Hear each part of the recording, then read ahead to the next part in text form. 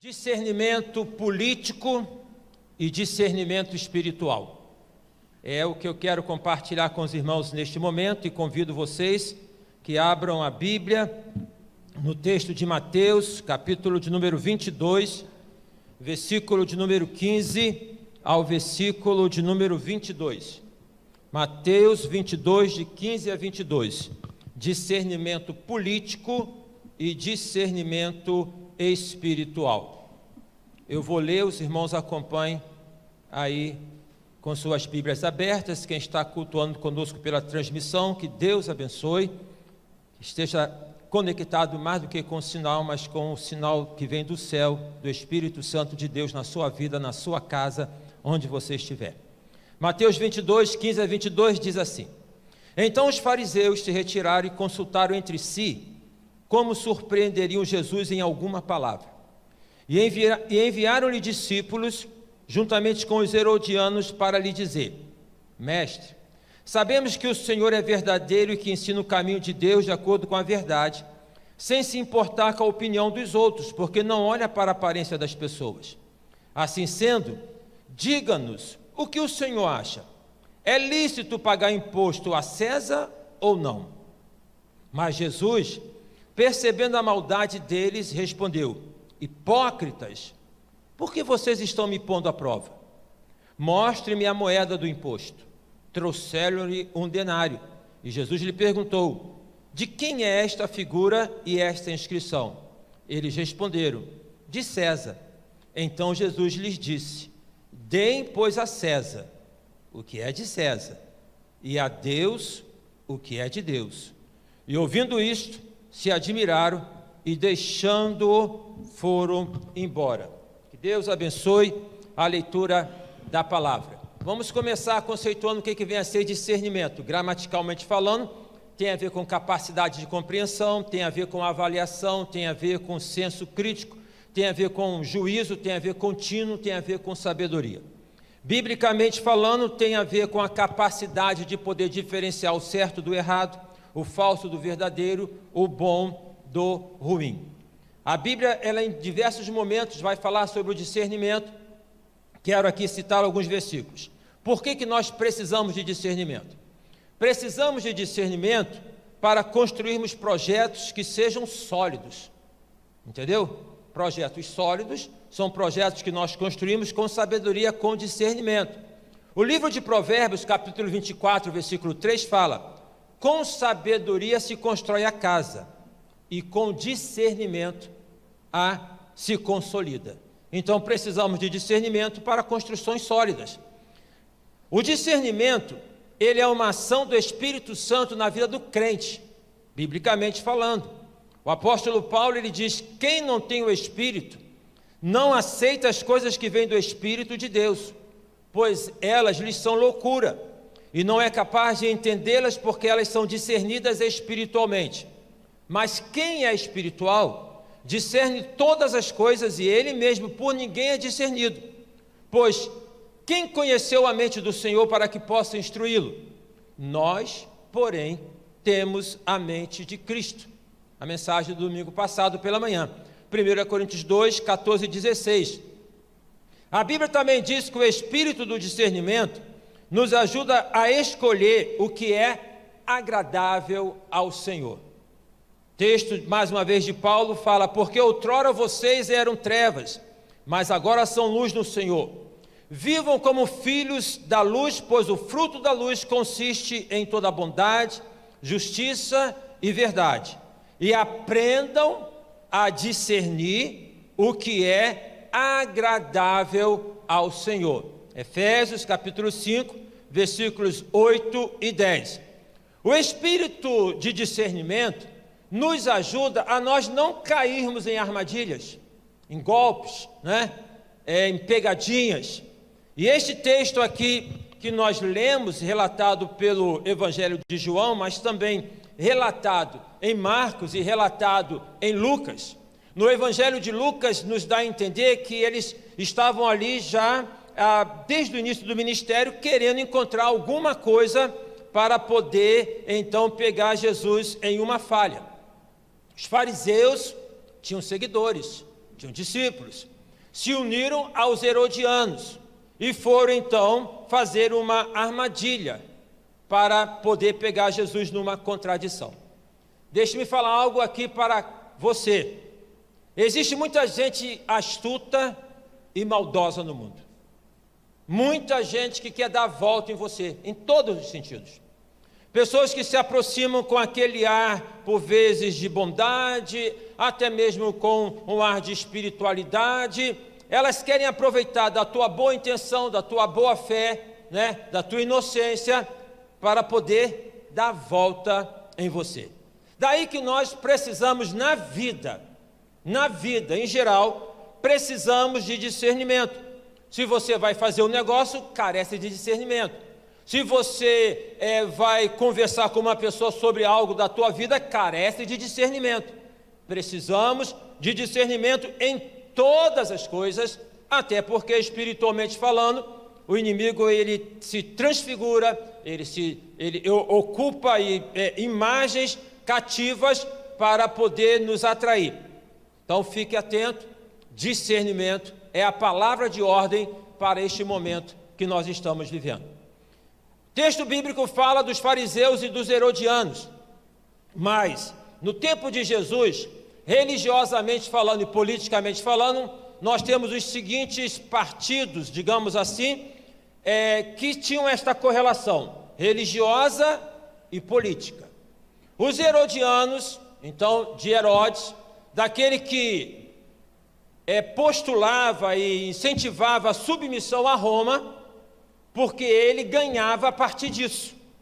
Então, Herodes, ele se vendeu a Roma, ao Império Romano, para poder exercer, então, a liderança sobre o povo judeu, porque ganhava sobre isso. Conhece pessoas assim? Que vão fazer alianças espuras para poderem se beneficiar disso? Eles, então, não queriam perder o poder. Poder sempre é alguma coisa que quem tem não quer perder. Mas o poder não está detido na mão de uma pessoa. Tem um filósofo que ele vai falar que o poder não se detém, que o poder flutua. E quem conecta com ele, assim tem a expressão deste poder. Os fariseus, eles se constituíam num outro partido, político e religioso, que nós conhecemos bem. E o que eles propunham? Eles propunham, então, uma obediência impositiva da lei. Uma obediência impositiva da lei.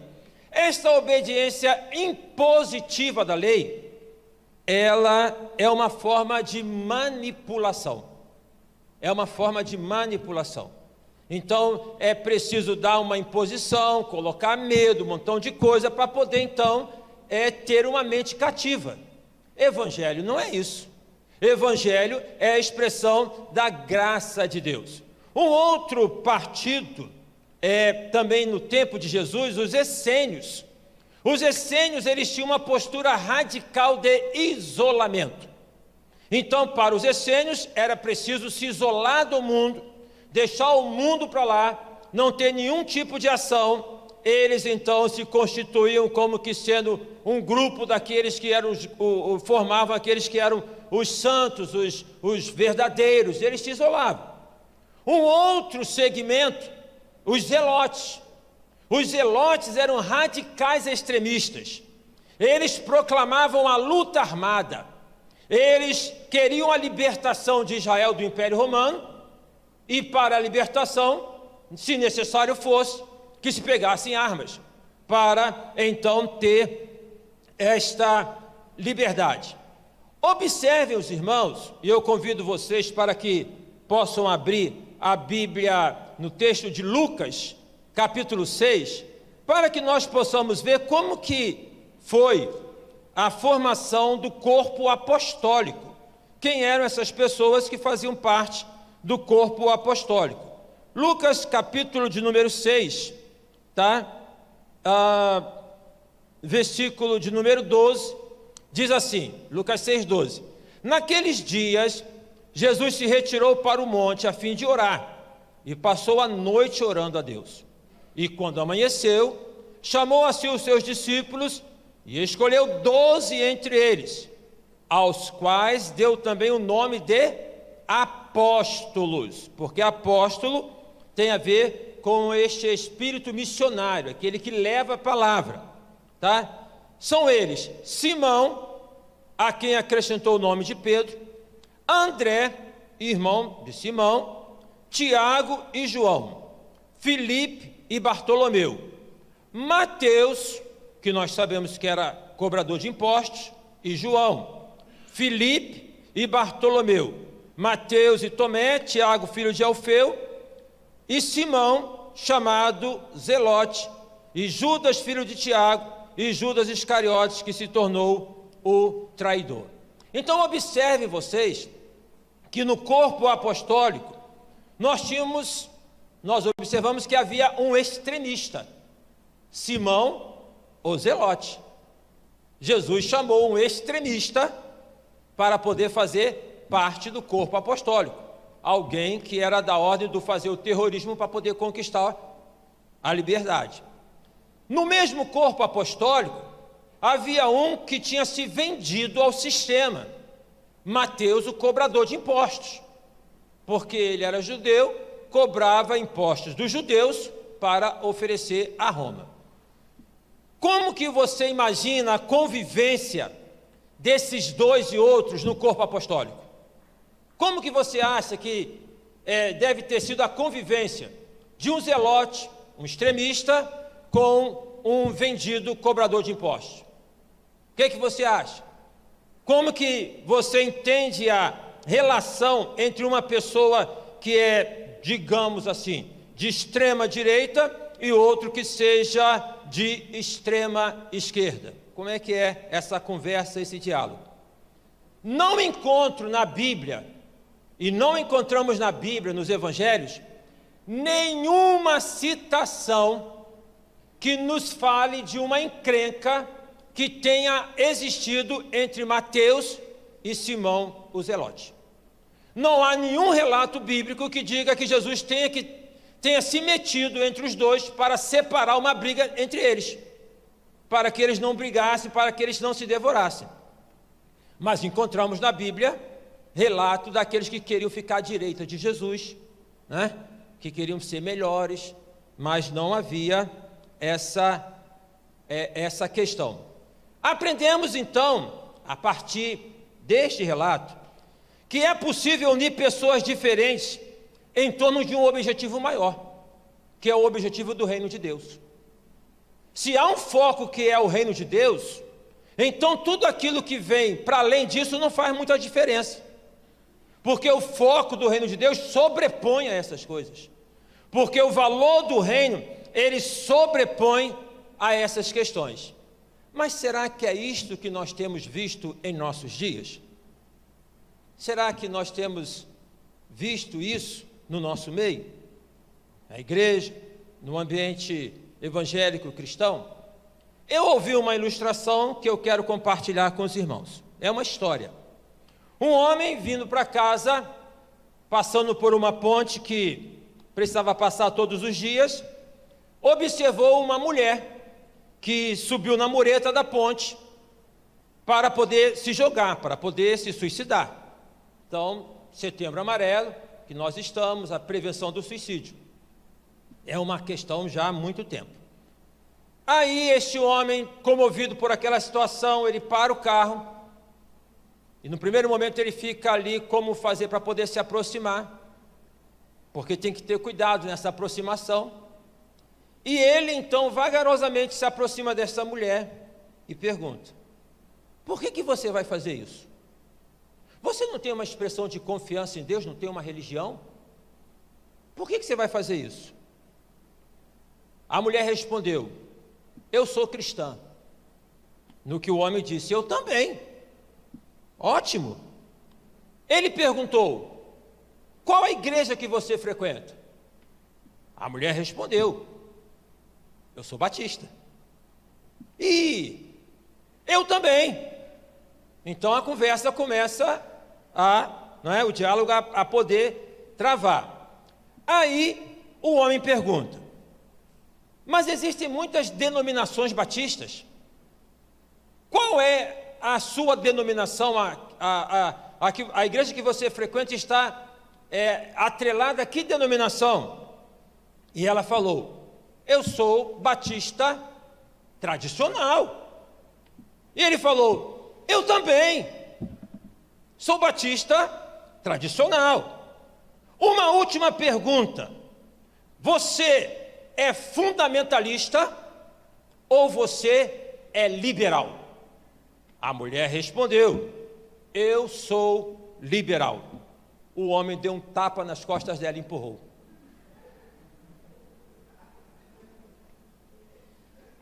Observem bem vocês, é uma história para poder falar que de tantas identificações, uma que não era identificação foi suficiente para alijar uma pessoa. Será que nós temos feito isso? Será que nós temos procedido desta maneira? A ação, então, do inimigo, quando alguém aceita Jesus como Salvador, já perde sobre esta pessoa o poder, mas pode criar um entretenimento e pode ali gerar, então, uma polarização para que estas pessoas não se unam. Não se unam.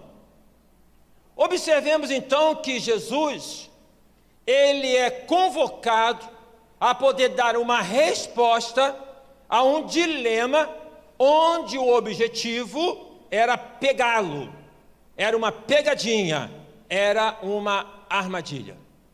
Eu quero aqui então deixar esta palavra de advertência para os irmãos.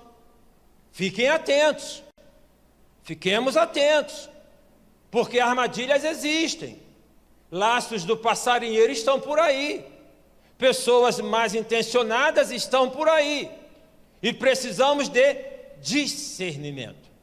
A resposta do Senhor Jesus, de maneira contundente, foi, primeiramente, hipócritas, falsos, duas caras. Por que vocês estão me pondo à prova? Didaticamente, Jesus fala: me mostre a moeda, e me diga então que imagem está nesta moeda. Mostraram a moeda, um denário, a imagem, as esfinge de César, e Jesus falou: então vocês deem a César o que é de César, e vocês deem a Deus o que é de Deus. Algumas lições que eu quero compartilhar com os irmãos sobre esse texto, dentro dessa perspectiva de discernimento político e discernimento espiritual. O reino de Deus se relaciona, mas não se harmoniza com o reino de César. Dai a César o que é de César, dai a Deus o que é de Deus, quer dizer que há um relacionamento, mas não há uma sobreposição. Se relaciona, mas não se harmoniza com o reino de César. No próprio Evangelho de Mateus, quando nós começamos a ler este Evangelho, nós vamos observar que Mateus começa, diferente dos outros evangelistas, a poder falar, e é ele quem dá mais ênfase ao Sermão do Monte. E o Sermão do Monte começa em Mateus com as bem-aventuranças. E quando nós lemos as bem-aventuranças, nós nos deparamos com uma grande contradição entre os valores do reino de Deus e os valores do reino de César, porque é de outra ordem. A alegria que César oferece é uma, a alegria que Deus oferece é outra. A justiça que César exerce é uma, a justiça que Deus coloca é outra. Portanto, a igreja, enquanto agência do reino de Deus, se relaciona com o reino de César, mas não se subjuga ao reino de César. Historicamente, João Calvino, ele fez uma clara distinção entre a esfera de ação da igreja e do Estado, crendo, dizia Calvino, que era dever do segundo, ou seja, do Estado, manter a paz, proteger a igreja e seguir normas bíblicas nas questões civis. Os anabatistas e outros reformadores radicais, eles insistiram, a partir do entendimento das Escrituras e das experiências, na necessidade de uma completa separação entre a igreja e o Estado. Mas, isso nós estamos falando pós-reforma, os que foram mais incisivos, no século XVII, no século XVIII, foram os batistas, que patrocinaram o conceito de que a consequência lógica da doutrina da liberdade religiosa era o princípio da separação entre a igreja e o Estado. E assim, eles firmaram a partir de dois textos, este que nós acabamos de ler e o texto de Romanos capítulo 13. O argumento é que é a partir desta separação que podemos salvaguardar a liberdade religiosa e o sacerdócio dos crentes. Todos nós somos sacerdotes. 1 Pedro deixa isso claro. Não transfira e não transfiramos a responsabilidade nossa para outras pessoas. Não transfiram para mim como pastor. Eu não dou conta de você. Então não transfira para mim a sua responsabilidade. Porque todos nós, eu e você, somos sacerdotes. E todos nós responsáveis somos pela vivência dos valores e testemunho dos valores do reino de Deus. Segunda lição: a separação entre a igreja e o Estado não deve ser entendida como alienação, mas simplesmente com o aspecto de que a igreja de Cristo não pode ser maculada pelas armações, articulações da política. O texto de Efésios é claro quando fala da igreja e faz isso a partir de uma comparação muito assim chamativa para nós que somos casados, em que vai colocar que o esposo deve cuidar da esposa, assim como Cristo cuidou da igreja, para que ela seja sem mácula, sem ruga, sem mancha. A partir do momento, então, em que a igreja, ela, ao invés de se relacionar, ela passa a coabitar, logicamente, ela começa a trazer mácula e manchar o que Jesus com o próprio sangue derramou para deixar de maneira clara. Precisamos estar atentos por isso. Precisamos ter consciência disso. Eu e você somos igreja. Eu e você somos responsáveis pela pureza da igreja. Falar mal da igreja é falar de você mesmo. É falar da sua própria ineficácia, digamos, cristã. Nós somos igreja. Nós somos sacerdotes. E precisamos, então, ter esta consciência. Não é alienação. Dai a César o que é de César e a Deus o que é de Deus, não é alienação. Não é deixar para lá. O que, então, na esfera terra a terra, nos organiza. Mas é o fato de não se subjugar. A relação da igreja com o Estado se dá a partir de certos limites que não podem ser ultrapassados. Não podem ser ultrapassados. Limites existem para serem obedecidos. É assim que nós temos na rua a faixa de pedestre. Olha, teve uma vez que eu estava atravessando aqui a rua Dias da Cruz e o sinal estava aberto. Eu olhei para um lado, olhei para o outro, não vinha carro, ouvi um mais distante. Eu falei assim, bom, dá para eu dar uma corrida e ir. No que eu fui, uma senhorinha veio atrás de mim. Eu falei, essa senhora, eu saio fora, mas ela não. Aí eu voltei. Então, tome cuidado. Você pode ser veloz para atravessar a rua, mas tem alguém olhando você. E sem você perceber, você pode estar induzindo alguém a um acidente. Outra coisa para cada um de nós é que se tem uma faixa de pedestre, é para que nós possamos atravessar a rua na faixa de pedestre. É para que os carros, é para você como motorista, eu como motorista, não paremos o carro na faixa do pedestre. Limites existem para que sejam obedecidos. Porque os limites, eles nos ajudam na nossa preservação da vida. Eu estive lendo um livro de um filósofo chamado Clovis, esqueci o nome dele completo agora, mas ele citando um outro filósofo, falando sobre a questão da moral. E ele fala o seguinte, que então a filosofia deste filósofo que falava da moral, a moral não tem como poder dar conta das questões existenciais da nossa vida. Então, pela moral, poder ficar ali regendo, é isso, faz... Mas ele diz, mas não podemos viver sem a moral. Ela não dá conta, mas não podemos viver sem ela. Se não há um limite, se não existem princípios que são colocados, como que se pode viver num contexto de uma sociedade? A questão é, como reconhecer os limites? Como que nós reconhecemos os limites? À luz da palavra de Deus. Salmos 119, versículo 99. O salmista diz, tenho mais discernimento que todos os meus mestres, pois medito nos teus testemunhos. Então ele está colocando, eu tenho discernimento a mais do que os meus conselheiros. Davi tinha conselheiros. O presidente da república tem conselheiros.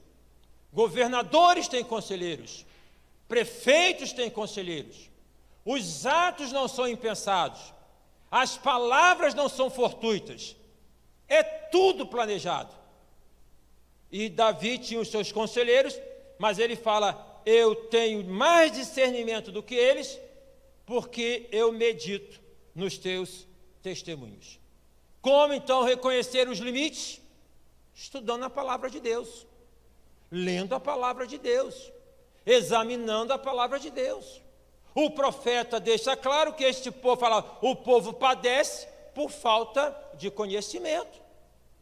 Tenho dito e repito que nós estamos vivendo um tempo de analfabetismo bíblico. De analfabetismo bíblico. Desde não saber se o livro está no Velho ou no Novo Testamento. Vamos abrir a Bíblia. Em Judas. Está na Bíblia? Está no Velho ou está no Novo Testamento? Onde é que ele está? Está no início ou está no Novo? Evidência que não lê a Bíblia. Jesus, quando respondeu às tentações feitas pelo inimigo, ele respondeu a partir de citação de textos bíblicos. Mas hoje, começaram a dizer que nós repreendemos o inimigo, falando, está amarrado. Está amarrado. E nós começamos a repetir, está amarrado, como se fosse um chavão. Está amarrado o quê? Você está amarrando o quê? De repente é você que está se amarrando. Então nós precisamos ter o conhecimento da palavra de Deus. Como que nós vamos dar a César o que é de César? Conhecendo aquilo que César pressupõe, prega, fala, projeta. A Bíblia é a nossa regra de fé e prática. A ela nós nos voltamos para podermos entender o que é da vontade de Deus para cada um de nós. Deus não vai falar para você, compra aquela casa ou não compra aquela casa. Compra aquele carro ou não compra aquele carro. Casa com essa menina ou não casa com essa menina. Tem gente que está esperando de Deus essa coisa como se fosse uma fichinha cair e que pega e fala, é isso que eu vou fazer. Deus não vai fazer isso. Porque Deus confere o espírito de discernimento e sabedoria para você poder saber, fecho esse negócio ou não fecho, faço isso ou não faço. Então, ele vai mostrar a cada um de nós os referenciais. Se obedecemos ou não, é outra coisa. No que diz respeito a César, e aqui cabe, inclusive, uma colocação importante, porque César oprimia, de certo modo, o povo de judeu. De certo modo, por quê? Porque depois, mais à frente, é que vem começar de maneira mais forte a perseguição. Mas o Império Romano não estava nem aí para os judeus. Desde que eles estivessem lá na sinagoga, a estrutura deles, e pagassem os impostos, não tem problema. O problema é quando deixava de pagar imposto. Observem que quando os judeus, os escribas e fariseus vão levar Jesus para Pilatos, Pilatos só recebe, porque eles falam que Jesus é um promotor de discórdia. É alguém que... Aí ele fala assim, bom, então um cara que está querendo fazer uma separação. E mesmo assim, a gente sabe como que Pilatos ficou ali, né, sem tomar uma posição, ele lava as minhas mãos. Roma não tinha essa questão. Paga os impostos, está bom. Paga os impostos, está bom. Mas era um sistema opressor. A depender de que você ganha, você paga hoje 10% de imposto de renda, 15%, 27,5%. Se você tem uma empresa, você paga não sei quanto de imposto. É um absurdo. É um absurdo. Todo mês tirar esse valor de você. São 6 meses que nós trabalhamos, dizem aí os entendidos, só para poder pagar impostos. O Estado brasileiro não é pobre, porque se fosse pobre já tinha falido há muito tempo. É muito rico, e nós sustentamos esta riqueza. Daí, no entanto, a poder falar, não pago mais o imposto, não tem essa insanidade. Irmão Wilson aqui, que é contador, sabe muito bem orientar a gente nisso. Não vou pagar? Se o Estado te deve, ele fala, vou pagar quando puder. Se você deve o Estado, ele fala, paga agora. Porque senão... Então, mesmo dentro dessa condição, Paulo escrevendo para Timóteo, Paulo fala, orem pelos reis. É orar pelos imperadores. Por quê? Para que tenhamos uma vida sossegada. Independente de concordar ou não concordar, biblicamente falando, nós somos chamados a orar. Orar. Está na Bíblia. Está na Bíblia.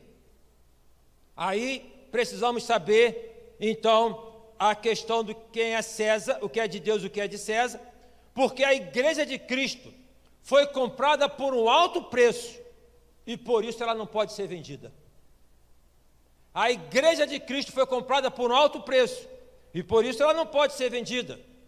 A missionária Edmeia Williams esteve aqui, quando ela estava conosco aqui nos estudos durante anos, ela compartilhou em uma das mensagens dela, falando de uma igreja no Brasil, em que o pastor da igreja falou, eu vendo a igreja de porteira fechada. Ou seja, a igreja tem este rendimento de dízimos e ofertas, eu faço isso. A igreja não pode ser vendida nem nessa maneira, nem qualquer outra maneira, porque ela foi comprada por um alto preço. Ser vendida é ela ficar atrelada. Lembrem-se, nós nos correlacionamos, mas nós não nos submetemos. A questão agora, como que eu posso saber o que é de César? Porque no Império Romano estava claro quem era César. César era aquele que queria ser cultuado. César é aquele que queria ser adorado. Os nossos irmãos do primeiro século, entendendo que a adoração só deve ser dada a Deus, eles iam para a fogueira, iam para as feras, por poderem sustentar, Jesus é o Senhor, e não César é o Senhor. Será que hoje não há uma confusão em que tem se misturado no nosso meio para poder falar que esta ou aquela pessoa é o grande libertador, salvador, e desta maneira adorar? A adoração só a Deus. A adoração só a Deus. Era claro poder saber quem era César. No Império Romano existiam leis que norteavam. A escravidão era presente em Roma. 1 milhão de escravos em Roma, e eles tinham alguns direitos de escravos ali. Existiam normas, o nosso direito vem do direito romano. Então não era uma balbúrdia, não era uma anarquia. E eles sabiam o que era de César, o que ele não era de César. Como conhecer os Césares hoje? Primeiro, você tem que saber quem é essa pessoa, de onde ela veio. Quem é? Não é o que ela fala, é saber quem ela é. Já contei com os irmãos uma história que remete ao tempo da antiga Grécia, em que então Sócrates, ao se deparar com um político numa comunidade pobre para angariar votos, usou uma capa toda furada para poder falar que com aquela capa ele se identificava com aquelas pessoas humildes. Ao se deparar com Sócrates, Sócrates volta-se para ele e diz: eu vejo o teu orgulho estampado em cada buraco da tua capa. Então, não é tão somente a questão da imagem que tem, das bandeirolas que são colocadas na rua, daquilo que é dito, que é feito, mas é preciso saber quem é essa pessoa. Quem é essa pessoa? Para poder então entender se esta pessoa tem um procedimento que harmoniza com o princípio da palavra. Não estou dizendo que é para poder saber se é crente ou não. Dentro da máxima também, política, não bíblica, há anos atrás, que falava o quê? Que crente vota em crente. Não é isso? Isso não é bíblico. Isso não é bíblico. Qualquer servo do Senhor pode se candidatar a político, pode ser, não tem problema algum nisso. Nós precisamos da política. Mas poder caminhar nessa posição não tem fundamento bíblico. Porque nós sabemos que alguns que se dizem crentes são, na verdade, lobos vestidos de ovelha. Não é não?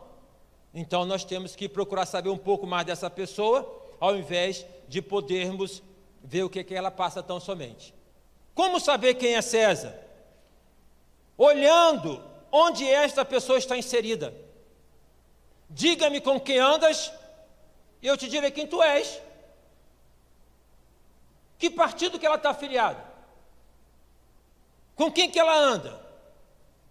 Está atrelado com quem? Porque política é a arte de poder fazer aliança. A política é a arte de poder fazer aliança. Nós somos políticos, nós fazemos alianças no bom sentido. A política no Estado democrático de direito, que é o nosso, é a questão de fazer alianças. Nós, por vezes, imaginamos que em elegendo A ou B como presidente, que ele vai dar rumo ao país. Não é verdade. Porque o país, ele é governado, digamos assim, por um crivo de um dos poderes, que é o legislativo.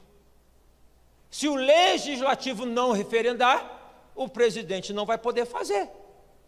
Se o presidente colocar um veto, o legislativo pode derrubar o veto. É assim que acontece nas democracias do mundo. Então já você fica aí com esse conhecimento que uma pessoa não dá conta. Ok? Bom, onde que ela está inserida?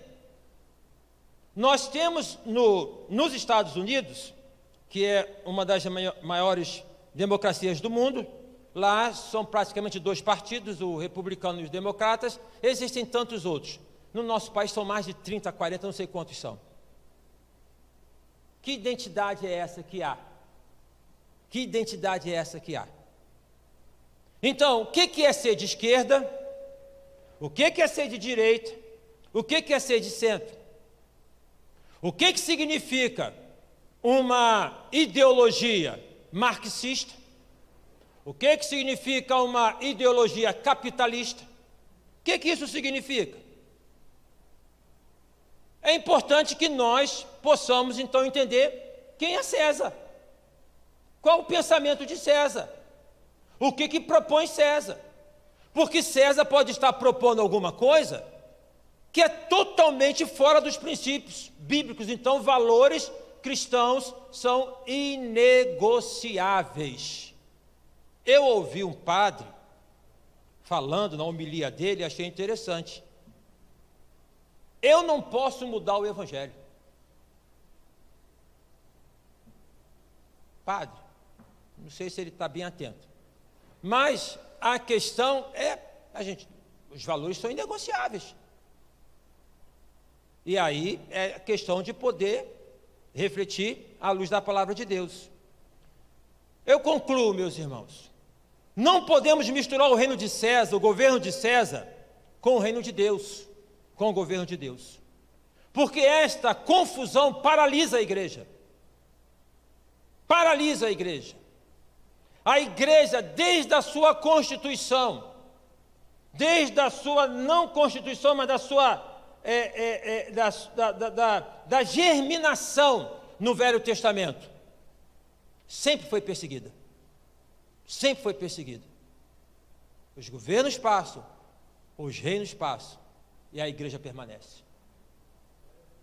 A igreja não precisa da política para sobreviver, no sentido de ser igreja. Não pode assinar ninguém por decreto que não é mais igreja. Nós temos países no mundo onde a igreja ela é controlada. Na China, tem a igreja formal do governo chinês.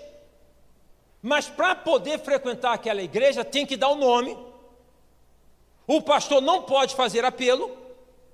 É tudo controlado pelo sistema, centralizado. É assim que funciona a igreja formal. Na China, no entanto, nós temos as igrejas subterrâneas. Subterrâneas. Talvez o irmão que tenha mais tempo de vida cristã tenha lido, ouvido falar do missionário André, pastor André. Ouviu, Carlinhos, falar sobre ele? Sabe, pastor Zé? O que ele fazia? Na antiga União Soviética, ele contrabandeava a Bíblia para os crentes da União Soviética, que tiravam uma página, não tinha esse privilégio. Quantas Bíblias você tem em casa, irmão? Eu devo ter umas 20. E às vezes, por falta de vergonha, não leio uma. Então lá, arrancava a página da Bíblia. Onde é que está o governo russo, no sentido de União Soviética? Muro de Berlim. Onde é que está? A igreja não é destituída por decreto, minha gente. Porque a igreja é de Cristo. Ah, mas ela pode ser perseguida. Pode. E aí a gente vai ter que dar, se acontecer, nós não queremos. Mas se isso acontecer, vai ficar com cada um de nós poder fazer valer o que nós cremos ou não. Aí depende de cada um. A igreja não depende de César para existir. A igreja, ela é a atuação única e exclusiva de Deus sobre a face da terra. Comunismo, islamismo, sistemas políticos e religiosos que combatem a igreja não conseguem destituir a igreja de Cristo. Porque a igreja é invencível. E entendamos, por igreja, congregação, nós não vamos descaracterizar a congregação. Ninguém é salvo por estar na igreja, mas todo salvo quer participar. Os irmãos que estão cultuando conosco pela transmissão, você não pôde vir ao culto. Você está acamado, você está de plantão, você não pôde vir, tem seus motivos, que bom que você está cultuando pela internet, mas se você não veio porque não quis vir, para ficar no sofá da tua casa assistindo a mensagem, está errado, porque não é assim que funciona, não é assim que funciona, não é desta maneira. Meus amados irmãos, que Deus nos conceda o espírito de discernimento, nesses dias tão conturbados que nós estamos vivendo, frente a um momento em que nós tomaremos uma decisão de poder votar para presidente, para senador, para governador, para deputado estadual, federal e para deputado estadual. Que Deus nos conceda discernimento. E que nós exerçamos isso com sabedoria. Vote, vote, vote. Dai a César o que é de César. O sistema não diz para nós votarmos. Vote, escolha. Ah, mas se ele fizer isso, não tem ninguém que é perfeito nesse mundo. Inclusive eu e você. Então façamos dessa maneira. Mas tenhamos em mente que a nossa causa é maior do que uma causa política. Volto ao primeiro tópico. A igreja, Jesus fala, dai a César o que é de César e a Deus o que é de Deus. A igreja se relaciona com César, mas ela não se subjuga a César. Porque no dia que a igreja se subjugar a César, ela perde a moral para poder falar que César está errado. No dia que se a igreja vender para o governo, ela perde a moral de poder chegar lá e falar, você está errado. Olha a história de Davi. O que o profeta fez quando Davi adulterou? Ele era o rei. Aí o profeta chega e fala: imagina você, que uma pessoa pegasse lá uma ovelha, fizesse isso, né? Aí Davi, com aquele senso de justiça, olha o que Isaías fala: nossa justiça é como trapo de imundícia. Davi revelou bem isso naquele momento. Ele falou: traga essa pessoa, que seja presa. O profeta falou: você é essa pessoa. Se ele tivesse vendido a Davi, ele não teria dito isso. Vamos orar pelas autoridades constituídas, vamos votar da maneira que temos que votar, mas não vamos misturar alho com bugalho, porque no dia que tiver que falar está errado, nós temos que ter autoridade bíblica para poder estar errado, e não poder falar, como infelizmente eu sei que acontece com colegas meus: você não pode falar, porque eu te ajudei. Você não pode falar, porque eu te ajudei.